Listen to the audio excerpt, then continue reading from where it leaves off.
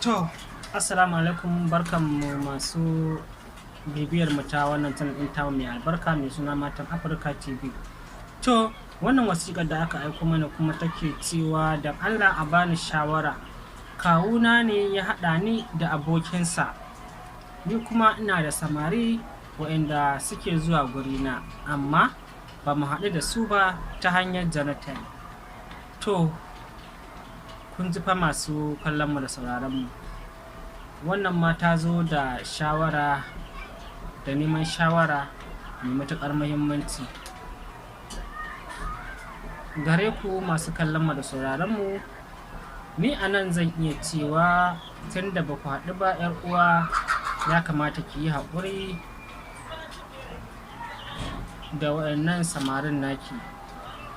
Kamata ya tun farkon soyayya, kafin a nutsa a shiga can ciki, a fara dinga yin irin wannan binciken, ko kuma tun asali ma ka san ina ne ɓangaren group ɗin jininka ike, saboda gudun irin wannan.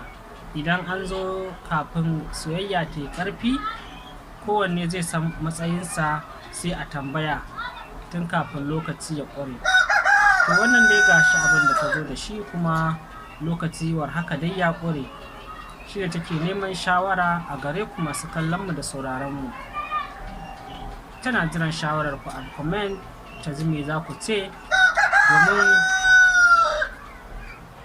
shawarar ku ita ce abin buƙatar mu ta comment ko kuma lambar waya. Ku ci gaba da kasancewa tare da mu a cikin wannan tun ɗin tamu mai albarka. Ina tare da ku kasance tare da ni ma da yardar Allah. Sai an jima.